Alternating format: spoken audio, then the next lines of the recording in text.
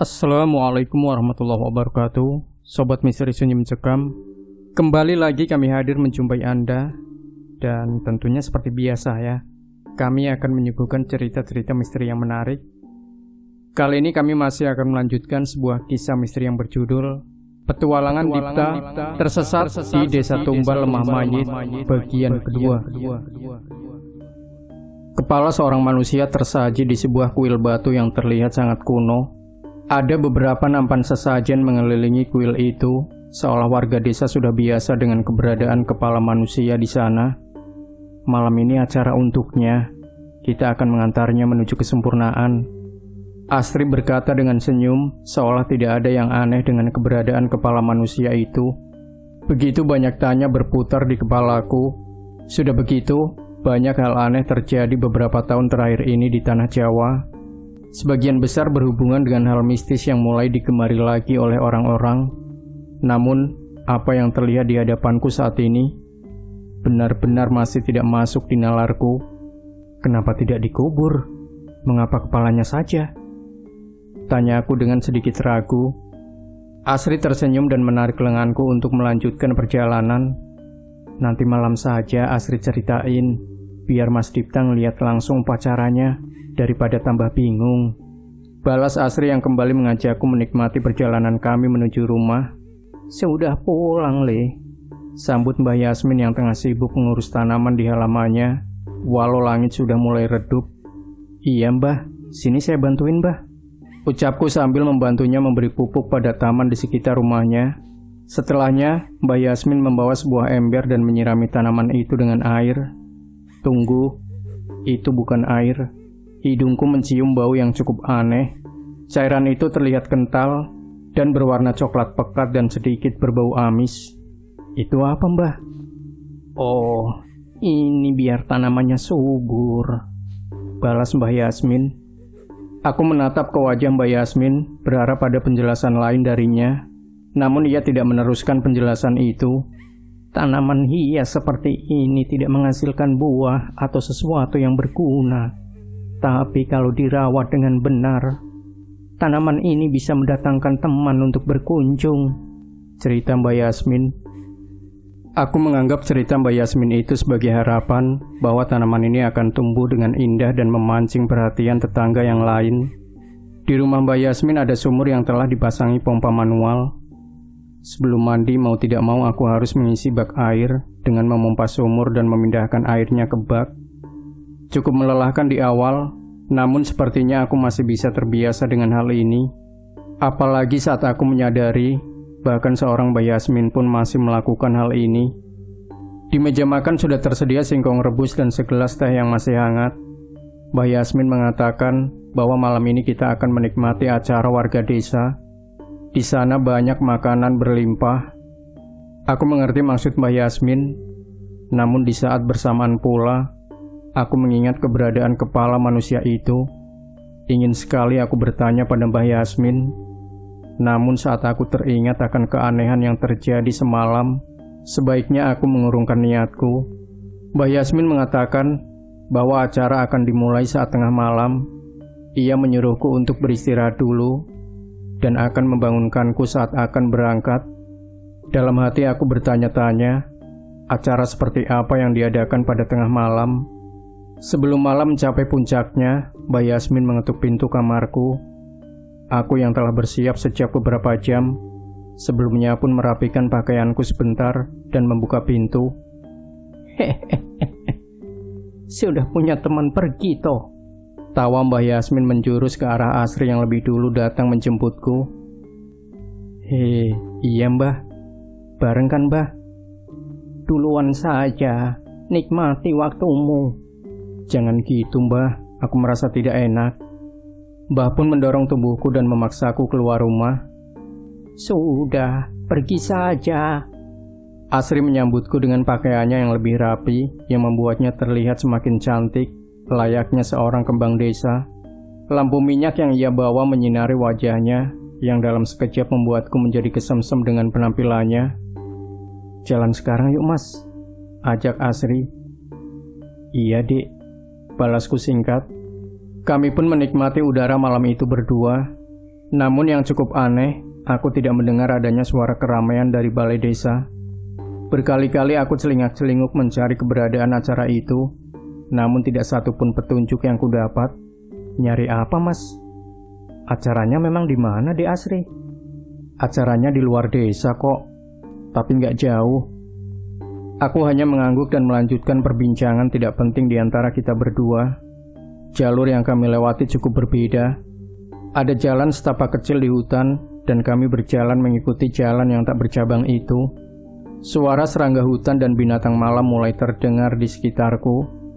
Mungkin jika seorang diri, aku akan gelisah dan ketakutan. Tapi saat ini, bersama Astri, justru suasana seperti ini membuatku tak ingin cepat-cepat sampai. Setelah melalui hutan, aku mulai menyadari bahwa kami melintasi beberapa benda. Aku memperhatikannya dan menduga bahwa itu adalah batu nisan. Belum sempat aku bertanya ke Asri, tak jauh di hadapan kami sudah terlihat cahaya dari api unggun, obor, dan suara ramai. Itu, kita sudah sampai, Mas, ucap Asri senang. Sampai? Aku masih bingung dengan di mana aku berada.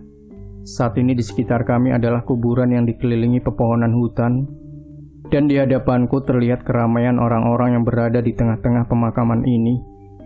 Sri, bukannya ini pemakaman? Aku memastikan. Benar, Mas. Memangnya kenapa? Asri menatapku dengan wajah bingung. Entah mengapa ia merasa hal ini memang wajar. Menyadari kebingunganku, Asri pun menggenggam telapak tanganku. Kuburan itu tempat yang paling baik, Mas. Di sini adalah tempat di mana manusia tidak mengenal perbedaan kasta, kekayaan, jabatan. Mereka semua meninggalkannya ketika dikuburkan. Dan itu artinya juga bahwa tempat ini adalah tempat yang paling dekat yang menghubungkan kita manusia dengan alam Sang Pencipta. Penjelasan Asri terasa masuk akal bagiku. Jika memang itu tujuannya, semua ini bisa saja terlihat wajar. Kami menghampiri warga desa yang sudah lebih dulu berada di sekitar api unggun. Saat semakin dekat, bau alkohol tercium begitu pekat. Terlihat sebagian warga tengah mabuk menikmati minuman yang disediakan begitu banyak di sana. Tapi saat aku menutup ke sekeliling, pemandangan lainnya begitu membuatku tersentak. Sebagian dari warga desa tak mengenakan pakaian. Pria dan wanita berhubungan dengan bebas di sana, tanpa ada yang menghalangi. Mas Karto, Yatmo, Paidin, mereka ada di sana sambil bercumbu dengan perempuan desa yang tengah mabuk, tanpa selai benang pun. Ini apa, Asri? Tanyaku setengah takut. Ini ritual ibadah, Mas. Memangnya di tempat Mas tidak begini? Ucap Asri. Ibadah ritual ini adalah perbuatan gila. Belum sempat aku merespon ucapan Asri, tiba-tiba beberapa pemuda memanggil Asri. Asri menyambutnya dengan senyum dan menghampiri mereka. Ayo, Mas, ajak Asri. Aku masih terdiam, namun hanya berjarak beberapa langkah dari hadapanku. Asri sudah menjadi objek seksual dari pemuda yang memanggilnya. Dengan inisiatifnya, Asri mengambil segelas minuman keras dan meminumnya. Tubuh Asri dijamah oleh beberapa pemuda dengan umur yang beragam. Ia bukan satu-satunya perempuan di sana. Ada seorang lagi yang lebih berumur yang sudah lebih dulu menikmati kenikmatan yang diberikan oleh pria-pria di sana. Gila, ini gila. Asri yang terlihat menawan saat bersamaku tadi, kini tak mengenakan selai benang pun. Seorang pria memuaskan dirinya dengan memasukkan kelaminnya ke dalam kewanitaan Asri. Tak ada perlawanan, justru Asri membalasnya dengan desahan kenikmatan. Mas Dipta, ayo ke sini. Mas juga boleh kok nikmatin tubuh Asri. Undang Asri dengan tubuh yang masih dikuasai oleh pemuda itu. Aku masih tertegun. Suara-suara warga desa yang mengalunkan irama berbahasa kuno bersahutan dengan desahan dan tawa. Pemuda-pemuda itu terlihat seolah memuja keindahan tubuh Asri dan menikmatinya tanpa melewatkan sedikit pun. Beberapa gerakan-gerakan rumit pun mereka lakukan dalam berhubungan. Sesaat gerakan itu membuatku tergambarkan bahwa pesta ini adalah sebuah ritual. Saya mengerti kebingunganmu. Kamu tidak usah heran. Sejak zaman dulu, seksualitas bukanlah hal yang tabu, namun lebih ke arah sakral. Mencapai puncak kenikmatan adalah cara kami untuk bersyukur atas nikmat yang diberikan Sang Pencipta. Mbah Yasmin tiba dan menebak apa yang kupikirkan. Aku masih tak sanggup berkata-kata, namun ia masih melanjutkan penjelasannya. Ada dua cara dalam mencapai kesempurnaan: menahan hawa nafsu atau melampiaskan hawa nafsu sampai seorang manusia muak akan kenikmatan dan melepaskannya. Kami adalah penganut ajaran yang kedua. Mbah Yasmin tak lagi melanjutkan perkataannya. Ia ikut dalam pesta itu dan melakukan hal yang serupa seperti yang Astri lakukan. Aku tak menyangka masih ada yang ingin melakukan hal itu dengan Mbah Yasmin yang umurnya sudah begitu tua. Aku sudah cukup tercengang dengan pemandangan yang mereka lakukan. Namun ternyata itu saja belum cukup. Aku baru sadar bahwa di tengah api unggun itu ada jasad tanpa kepala yang terbaring dengan berbagai rempah-rempah. Tak jauh dari jasad itu, ada kepala manusia yang digantung yang sebelumnya berada di kuil batu di dekat balai desa. Mereka menyusunnya seolah kepala itu sedang menatap tubuhnya sendiri. Selang beberapa saat, seseorang yang sudah cukup berumur membawa pisau dan mendekati jasad tanpa kepala itu. Ia menorehkan pisau di tubuh itu, mengambil sedikit daging, dan memakannya sambil menatap ke arah kepala yang menggantung itu. Ia menikmati daging itu dengan segelas minuman keras sambil tertawa. Aku hampir saja muntah melihat pemandangan itu. Apalagi yang bisa membuatku kaget, pesta di tengah makam, mabuk-mabukan, hubungan seks bebas, hingga memakan jasad manusia. Ada apa dengan warga desa ini? Saat itu aku merasa bahwa aku berada di tempat terkutuk. Dengan segera aku pun berpaling dari acara ritual itu dan kembali menuju ke desa. Aku harus meninggalkan desa ini. Aku menelusuri jalur hutan yang sebelumnya aku lalui bersama Asri. Kali ini tanpa penerangan. Bila tadi aku melaluinya dengan tenang, kali ini suasana begitu mencekam. Dari jauh, suara pesta mereka terdengar sayup-sayup. Namun suara lain terdengar dari sekitar hutan.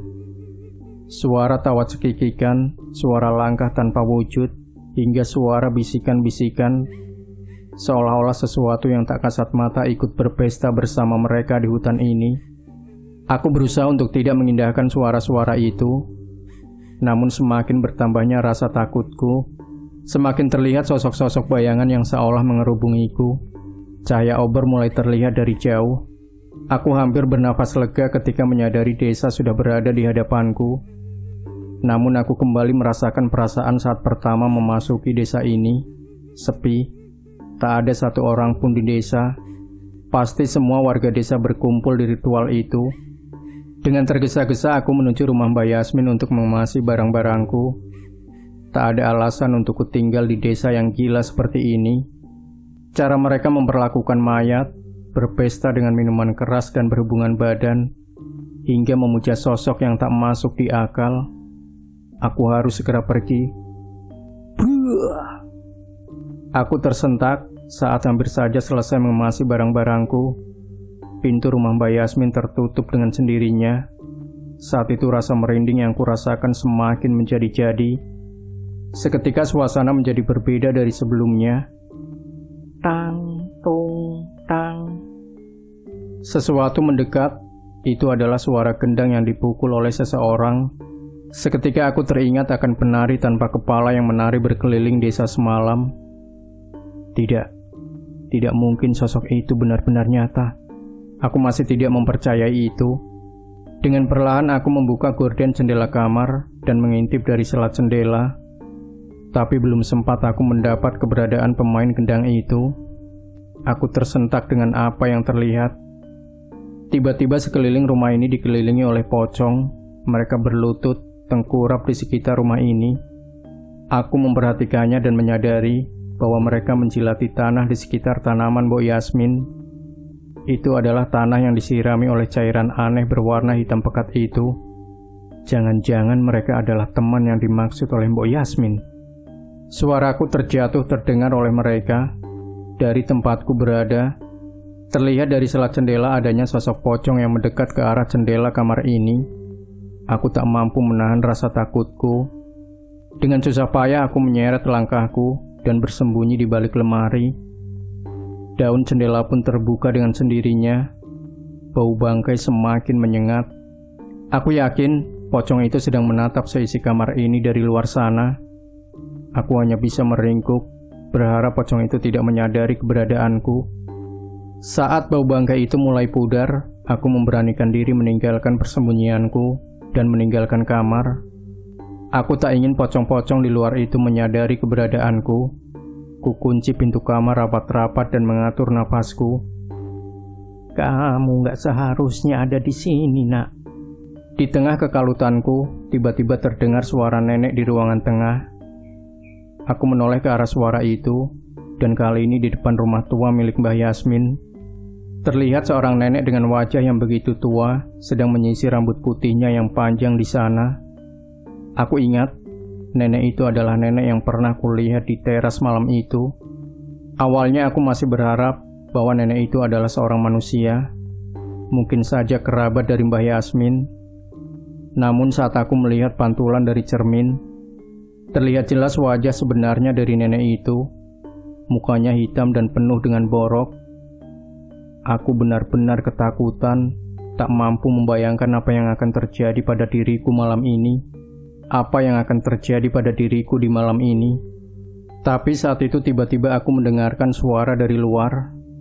Bilang aja kamu mau ikut ke ritual kan? Enak aja. Aku cuma mau mastiin setan apaan di sana. Ngapusi. Bilang aja mau lihat perempuan gak pakai baju di sana. Aku mengingat salah satu suara mereka. Itu adalah suara Pandu. Saat itu aku berlari ke arah pintu ingin menghampiri mereka. Pintu terkunci. Biar bagaimanapun aku mencoba untuk keluar, pintu itu tetap tak bisa dibuka. Di luar bahaya loh, nak. Nenek mengerikan tadi pun menoleh ke arahku yang masih berusaha membuka paksa pintu rumah ini. Enggak. Aku enggak mau ada di desa ini, teriakku. Aku sudah ngasih tahu ya, nak. Pintu pun terbuka. Aku sekuat tenaga berlari ke arah dua pemuda yang salah satunya adalah Pandu yang kutemui di dekat komplek pemakaman yang terlupakan di desa. Pandu, tolong, teriakku. Lah, Dipta? Pandu cukup heran melihat kedatanganku. Namun tak mengapa aku merasakan raut wajah sedikit lega di wajahnya. Ini desa apa, Pandu? Kenapa banyak setan? Dan di desa ada ritual? Tunggu. Pandu? Sejak kapan nama kamu jadi Pandu? Tanya seorang pemuda yang berjalan bersama Pandu itu. Udah diem aja. Di desa begini kan gak mungkin aku ngasih tahu nama asli. Takutnya Mas Dipta terbawa juga dengan mereka. Jelas Pandu.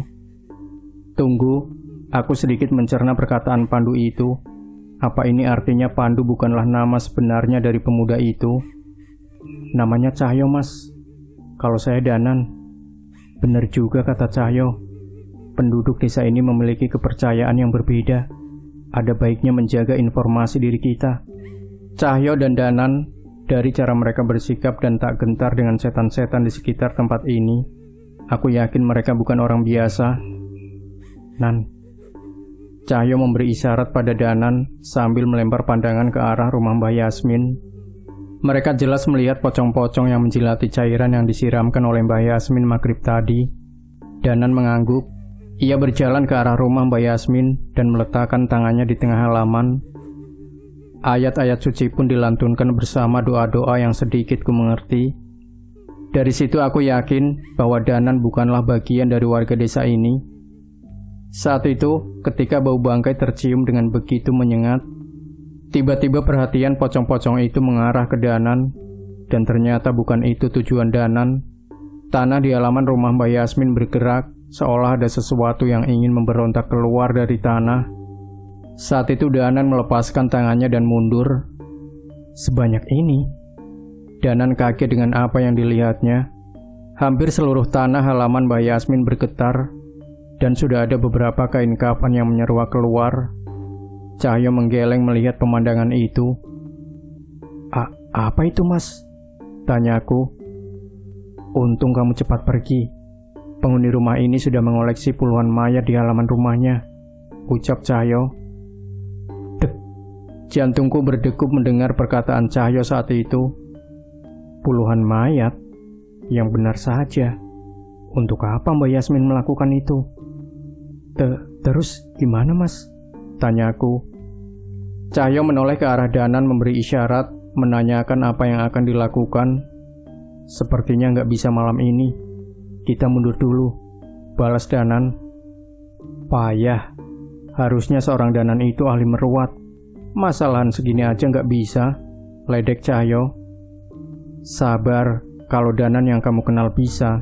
Masa aku nggak? Balas Danan. Cahyo membalas jawaban itu dengan menepuk bahu Danan dan mengajaknya pergi. Aku tidak mengerti dengan apa yang mereka perbincangkan, namun aku mulai bisa menebak maksud keberadaan mereka di desa ini. Kami pun pergi menjauh dari rumah Mbak Yasmin. Saat itu aku benar-benar was-was dan tak bisa menahan untuk tidak menoleh ke belakang. Aku bergidik ngeri melihat halaman rumah Mbak Yasmin dipenuhi sekumpulan pocong yang menampakkan dirinya.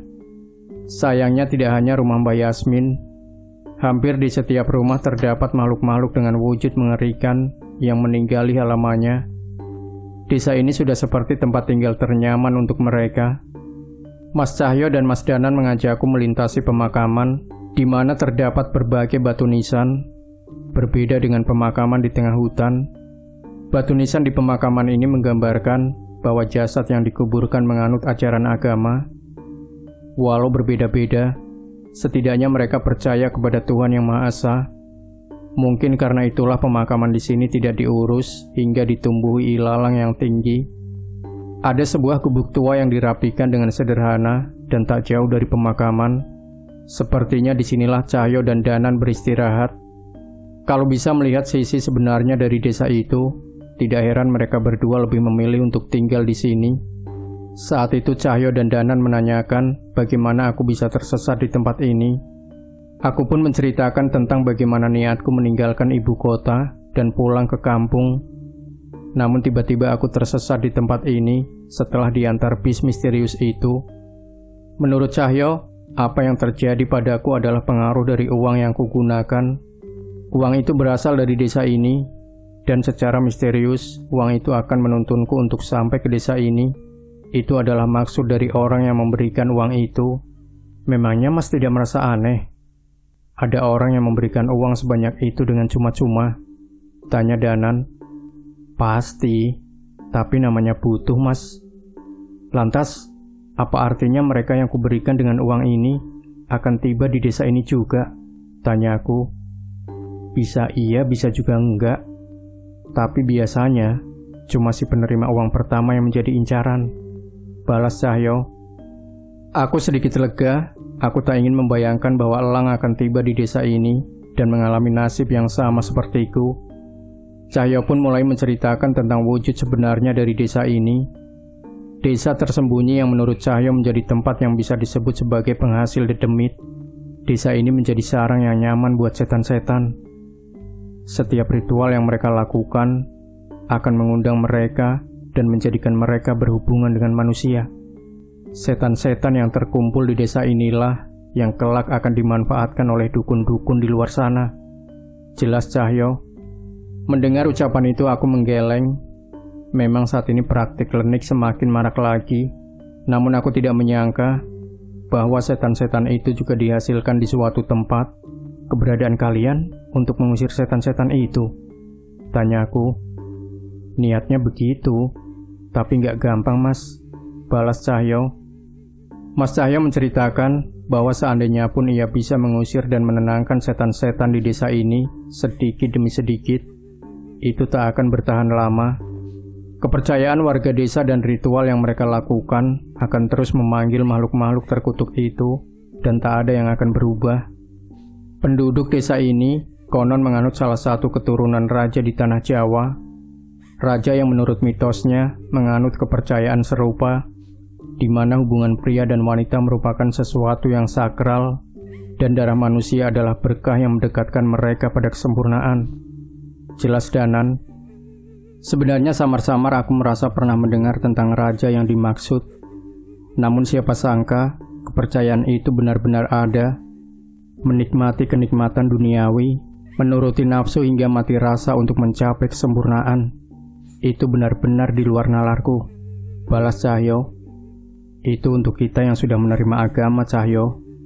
Untuk masyarakat dulu, seks itu bukan hal yang tabu, malah menjadi sesuatu yang sakral. Mereka belum mengenal surga dan neraka. Kematian hanya dianggap sebagai siklus di dunia ini. Tambah Danan. Aku mengangguk-angguk mendengar perbincangan mereka. Namun yang kupikirkan saat ini hanyalah bagaimana cara agar aku bisa pergi dari desa ini secepatnya. Terus Mas, apa saya bisa segera pergi dari desa ini? Tanya aku. Mas Danan dan Mas Cahyo saling bertatapan. Nah, itu masalahnya, sebut Mas Cahyo. Aku mengernyitkan dahiku mendengar ucapan Mas Cahyo. Temanku yang ini kelewat pintar. Jangankan kamu, kami aja belum tahu caranya keluar dari desa ini. Tambah Danan. Plak. Gak gitu jawabnya Nan. Nyisin-nyisini wae. Yang bener tugas kita di desa ini masih belum selesai. Makanya kita belum bisa pergi. Balas Cahyo. Tunggu. Bahkan yang seperti mereka pun tidak bisa pergi dari desa ini. Bagaimana denganku yang sama sekali tidak mengerti apapun tentang hal gaib? Serak. Di tengah perbincangan kami, tiba-tiba Mas Cahyo dan Mas Danan terdiam. Mereka seolah merasakan sesuatu. Tang. Suara gendang itu. Mas. Aku menoleh ke arah Mas Cahyo, namun ia memberi isyarat jari ke arahku untuk diam. Shh. Mas Cahyo dan Mas Danan bergerak ke sudut-sudut jendela dan mengintip apa yang sebenarnya membuat ia merasa gelisah. Kita dikepung, ucap Mas Cahyo. Brengsek. Mas Danan mengumpat, sepertinya apa yang terjadi di luar adalah sesuatu yang buruk. Suara gendang terdengar mengalun membentuk irama. Dari arahnya aku menebak pemain gendang itu sedang mengitari rumah ini. Jangan keluar dari gubuk ini, perintah Mas Cahyo. Aku hanya mengangguk tanpa bisa memutuskan untuk berbuat apa. Sepertinya mereka memutuskan untuk menghadapi apapun yang berada di luar sana. Krik. Pintu gubuk pun terbuka. Sekali lagi aku melihat pemandangan sosok itu, sang penari tanpa kepala. Walaupun sudah pernah melihat wujudnya, sepertinya aku tak akan pernah terbiasa. Cantik-cantik gak punya kepala, ucap Mas Cahyo dengan entengnya. Plak. Mas Danan memukul kepala temannya itu atas ucapan seenaknya yang ia lontarkan. Yang bener kalau ngomong. Gak usah tegang-tegang gitu, kenapa Nan? Gak gitu, yang bener aja. Gimana bisa ngomong ayu kalau kepala aja gak ada, ucap Danan. Cahyo menyenggol bahu Danan dengan wajah kesalnya. Asem kowe Nan. Jelas-jelas sebelum membuka pintu tadi mereka merasa tegang. Sepertinya perbincangan konyol mereka ini adalah cara mereka untuk menenangkan diri. Tang. Sudah kukatakan, tidak usah ikut campur dengan urusan desa ini. Suara seorang kakek terdengar dari salah satu tempat. Cahyo menoleh dan mendapati kakek itu tengah duduk dengan santai di atas gubuk tempat kami berada. Bisa nggak kalau dibalik? Urusan desa ini jangan ikut campur sama urusan dunia luar, balas Danan. Lah, nggak tahu, bukan urusanku, balas kakek itu. Terus kenapa kau membawa mereka ke tempat ini? Mengancam, tanya Cahyo. Aku belum bisa melihat dengan jelas. Yang terlihat olehku saat ini hanya penari tanpa kepala itu. Apa yang dimaksud oleh Mas Cahyo? Bukan aku yang membawa mereka. Saya cuma jasa penari demi keliling, gak lebih, balasnya. Kalian orang-orang baik. Sayang sekali jika kalian mati di tempat ini. Kakek itu melompat turun dari atap gubuk ini dan kembali memainkan gendangnya. Tang, tang, tang. Ia mengajak teman penari tanpa kepalanya itu kembali menari melintasi ilalang-ilalang tinggi di pemakaman. Suara itu menghilang perlahan beberapa saat setelah wujudnya menghilang dari pandangan kami. Namun Mas Danan dan Mas Cahyo masih terlihat cemas. "Mas, penari itu sudah pergi?" Tanyaku yang memberanikan diri untuk keluar. Namun tepat saat aku meninggalkan gubuk, wajahku pucat seketika. Gubuk ini dikepung oleh kepala-kepala tanpa tubuh yang melayang-layang. Sebagian kepala itu sudah membusuk, dan beberapa di antaranya mengenakan sanggul ataupun perhiasan yang menandakan bahwa kepala itu pernah hidup di zaman kerajaan. "Mas Cahyo," ucapku gemetar, "jaga kesadaranmu Mas Dipta. Jangan jauh-jauh dari kami," balas Mas Cahyo. Saat ini yang ada di hadapanku adalah kepala-kepala manusia yang melayang tertawa, menangis, mengancam, hingga menjerit kesakitan. Suara-suara itu terngiang-ngiang di telingaku, seolah hendak merebut kesadaranku. Berbeda denganku, Mas Cahyo dan Mas Danan justru mengambil posisi duduk dan bersaut-sautan, melantunkan ayat-ayat suci yang menggema hingga ke sekitar tempat ini. Kepala-kepala itu pun tak berani mendekat. Suara-suara mengerikan yang meneror kami pun perlahan semakin berkurang, berganti dengan suara Mas Danan dan Mas Cahyo yang dengan husuk melantunkan amalannya. "Bruk, bruk, bruk." Sesuatu jatuh di dekatku dengan suara keras. Aku pun menoleh dan mencari tahu benda apa yang bisa jatuh dengan suara keras itu. Dan aku menyesal. Seharusnya aku sudah menyadarinya. Kepala. Kepala itu mulai berjatuhan di sekitar kami. Teriakan, tawa, tangis yang meneror kami pun berganti dengan suara hujan kepala yang jatuh di sekitar kami. Sudah selesai. Mas Cahyo selesai dengan amalannya dan kembali berdiri. Ia menggeleng melihat pemandangan kepala-kepala yang berserakan di sekitar kami. "Mas, ini gimana?" tanya aku. "Ya, gimana lagi? Kita kubur, biar nggak gentayangan lagi," jawab Mas Cahyo. "Mengubur kepala-kepala ini?" Aku menoleh ke salah satu kepala, dan kepala itu sudah membusuk dan mengeluarkan bau yang menyengat. Aku menahan muntah saat melihatnya. Namun benar ucapan Mas Cahyo, kami harus menguburnya dengan layak. Saat Mas Cahyo memulai menggali sebuah lubang di dekat pemakaman, Mas Danan justru menoleh ke satu arah. Ia seolah merasakan sesuatu yang membuatnya tidak nyaman. "Kamu ngerasain juga?" tanya Mas Cahyo. "Iya, kita nggak boleh lengah. Kepala-kepala ini cuma peringatan untuk kita," balas Mas Cahyo sambil mulai menggali. Mas Danan mengangguk sepakat. Ia juga mulai mengumpulkan kepala-kepala yang berserakan itu. Saat ini aku tidak bisa membayangkan teror mengerikan ini hanya sekedar peringatan. Teror semengerikan ini hanya sekedar peringatan semata. Apa yang sebenarnya ada di balik kejadian malam ini? Apalagi yang bisa ia lakukan kepada kami? Aku tak sekuat Mas Danan yang mampu menahan rasa jijik dan rasa takut pada kepala-kepala itu, hingga memilih membantu Mas Cahyo menggali lubang dengan peralatan seadanya. "Mas Dipta?" Mas Danan menepuk pundakku yang tengah kesulitan memindahkan tanah dari dalam lubang. "Belikan aku baju." Sebuah kepala wanita tanpa mata berada tepat di hadapan wajahku, dengan rambut yang terangkat ke atas. "Wah!" Aku berteriak hingga masuk ke dalam lubang. Sementara itu Mas Danan malah tertawa cekikikan melihat reaksiku yang kaget dengan perbuatannya. "Mas, jangan bercanda. Kepala manusia itu," teriakku kesal. "Iyo Nan, bisa kualat kamu mainin kepala mayat," tambah Cahyo. "Jangan serius-serius. Dunia ini butuh candaan untuk jadi lebih nyaman." Hahaha, balas Danan. "Ya, tapi nggak kepala mayat juga," Cahyo menggeleng. Menjelang pagi, kami pun selesai mengubur semua kepala itu dan mengaturkan doa-doa kepada Sang Pencipta untuk menenangkan roh dari pemilik kepala-kepala ini. Semoga saja mereka tidak digunakan lagi oleh makhluk-makhluk biadab yang mempermainkan hidup seseorang. Malam itu begitu melelahkan untukku. Bahkan di gubuk tua yang penuh nyamuk ini pun aku bisa tertidur dengan lelap sampai tengah hari. Tapi tidak dengan Mas Danan dan Mas Cahyo. Mereka justru sudah bangun dan sudah melakukan banyak hal. Dari dalam gubuk aku seolah mendengar mereka berdua berbicara dengan seseorang, namun aku tidak mendengar dengan jelas.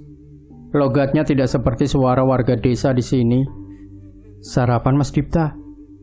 Mas Cahyo yang mengetahui bahwa aku sudah terbangun pun memanggilku keluar. Aku pun mendatangi mereka dan mengambil posisi duduk di batu dengan pemandangan pemakaman. Sungguh berbeda dengan pemandangan pagi kemarin yang disempurnakan dengan keberadaan Asri di depan rumah. Tapi aku sangat bersyukur dengan pemandangan ini. Keindahan Asri hanyalah ilusi semata.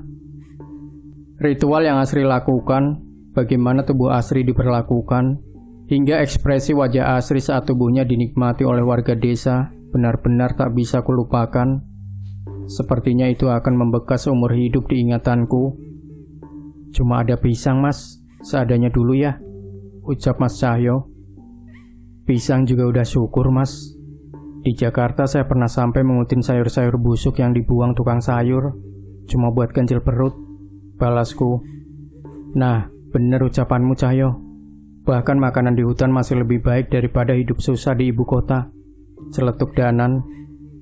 "Iyonan, di hutan masih ketemu buah, biji-bijian, umbi-umbian, bisa nangkep ayam hutan, mancing ikan. Yang penting gak manja aja," balas Cahyo. Ucapan Mas Cahyo ada benarnya, tapi untuk orang sepertiku yang tidak mengerti tentang alam, tetap saja mustahil untuk bertahan hidup di hutan. "Bisa dapat pisang dari mana, Mas?"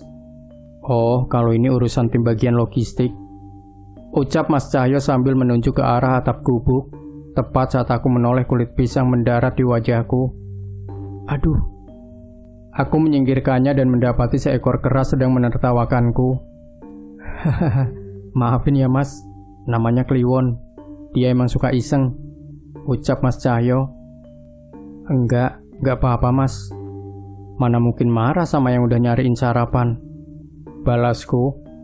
Mendengar jawabanku, kera bernama Kliwon itu melompat dan menghampiriku. Ia menaiki pundakku begitu saja dan bersikap begitu ramah. Setelah selesai dengan urusan bersih-bersih, mereka berdua mengajakku untuk mengawasi desa dari sebuah bukit kecil. Cukup jauh, tapi desa itu terlihat dengan jelas dari atas bukit. "Sekilas seperti desa biasa ya, Nan," ucap Cahyo. "Iya, tapi aku kemarin berhasil nemuin ini."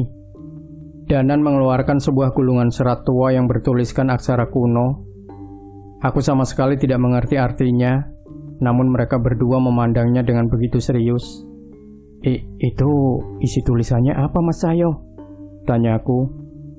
"Nggak bisa baca tulisan Jawa Kawi?" tanya Mas Cahyo. Aku menggeleng meresponnya. "Sama," balas Mas Cahyo. Aku pun menjauh dan menatap Mas Cahyo dengan muka masam. "Terus, kenapa ngeliatin serius gitu, Mas?" ucapku kesal. "Ya kan Danan nunjukin, lah aku ngeliatin. Tinggal nunggu Danan jelasin lah." Plak. Danan memukul kepala Mas Cahyo dengan kesal. Sepertinya ia juga terkecoh dengan tingkah Mas Cahyo. "Ngomong kalau nggak ngerti. Sudah terlanjur aku tungguin," kesal Danan. "Kamu ngerti toh?" tanya Mas Cahyo. "Lumayan, tapi aku bisa nangkep intinya," balas Danan. "Nah, untuk hal ini kamu lebih pintar dari Danan yang satunya." Mas Danan menceritakan bahwa desa ini sebelumnya merupakan bagian dari sebuah kerajaan yang dipimpin oleh sosok raja penganut kepercayaan yang aneh. Ia melakukan pemujaan dengan meminum darah, berhubungan badan, memakan daging mayat, hingga menari sepuasnya. Semua itu adalah cara dari penganut aliran kepercayaan itu untuk mencapai kesempurnaan. Desa ini sebelumnya adalah pemilihan orang-orang yang akan dipersembahkan untuk ritual. Dan di desa ini juga mayat-mayat sisa ritual dibuang dan dikuburkan. Saat itu warga kerajaan menyebut tanah ini dengan nama lemah mayit atau tanah mayat. Layaknya sebuah karma, kerajaan itu hancur dan dikalahkan saat sang raja dan petinggi-petingginya sedang terbuai oleh kenikmatan dan menikmati ritual yang rutin mereka jalankan. Walau sudah dikuasai oleh kerajaan lain, tak ada satupun orang yang mau mendekat ke lemah mayit ini. Selang cukup lama, zaman kerajaan mulai berganti. Tanah ini mulai dihuni oleh orang-orang yang tidak mengetahui, mengenai apa yang terjadi di tempat ini sebelumnya. Mereka membangun peradaban dan membawa kepercayaan dan agama masuk. Desa ini sempat menjadi tempat yang damai dan mulai melupakan masa lalunya sebagai lemah mayit. Namun sebuah kejadian merubah segalanya. Ada sebuah keris yang tiba-tiba jatuh di desa ini. Salah seorang sesepuh desa dipercaya untuk menyimpan keris itu dan mencari tahu tentangnya. Namun ternyata hal itu menjadi awal mula di mana masyarakat desa mulai meninggalkan kepercayaannya. Keris itu mempengaruhi sesepuh desa dan menunjukkan tentang aliran kepercayaan sang raja yang terlihat sebagai cara menyenangkan untuk mencapai kesempurnaan. Ia dituntun menemukan pemakaman yang menjadi pusat kesakralan lemah mayit. Sedikit demi sedikit, kepercayaan desa semakin terkikis. Mereka mulai kembali menganut kepercayaan yang sama dengan sang raja di masa itu. Saat itulah roh-roh penasaran yang bersemayam di tanah itu bangkit dan mendapatkan makanan mereka. Roh itu berdampingan secara tidak langsung dengan warga desa. Seolah mendapat pencerahan semu, mereka merasa mendapatkan hidup yang bahagia dengan memuja sosok-sosok yang mereka kira sebagai sisi gelap sang desa. Namun, pada kenyataannya mereka diperdaya oleh sosok yang mengatasnamakan itu. Gulungan lontar ini ditulis oleh warga desa terakhir yang masih bertahan dengan kepercayaannya terhadap sang pencipta. Ia bahkan mengasingkan dirinya di gubuk ini agar tidak terpengaruhi oleh warga lain. Jelas Mas Danan. Kamu dapat itu dari mana? Tanya Mas Cahyo. Lokasi ritual kemarin. Kan udah dibilang, aku cari informasi. Balas Danan dengan muka sedikit sombong. Ia menceritakan bahwa gulungan itu sebenarnya diletakkan di tempat yang mudah ditemukan. Namun sang penulis tahu bahwa mereka yang datang dengan membawa hawa nafsu tidak akan berniat pada gulungan itu, hingga gulungan itu bertahan selama berpuluh-puluh tahun di sana. Mas Cahyo terlihat berpikir keras. Sepertinya ia sedang berusaha menjahit sesuatu di pikirannya. Akhirnya ketemu, ucap Mas Cahyo tiba-tiba. Ketemu apa, Mas? Tanyaku. Cahyo tidak menjawab. Ia justru berpaling ke arah Danan. Tidak salah lagi. Keris itu pasti pusaka mayit yang membunuh Pak Lek. Kalau kita bisa menghentikan ritual itu kembali terjadi, kekuatan keris pusaka mayit itu pasti akan berkurang, ucap Mas Cahyo. Aku benar-benar tidak mengerti dengan apa yang Mas Cahyo katakan. Namun aku sedikit menduga bahwa apa yang mereka bahas mungkin ada hubungannya dengan semakin meluasnya bencana gaib yang dulu menyebar sangat masif hingga saat ini. Keris pusaka mayit, benda itu terdengar begitu mengerikan. Semoga saja aku tidak pernah berurusan dengan benda itu. Nah, Sobat Misteri Sunyi Mencekam, cerita ini masih ada 2 part lagi yang tidak boleh Anda lewatkan.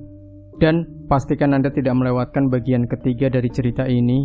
Jangan lupa tinggalkan komentar Anda, like, share video ini, subscribe channel Sunyi Mencekam, dan kembali nantikan cerita-cerita misteri terbaru dari kami.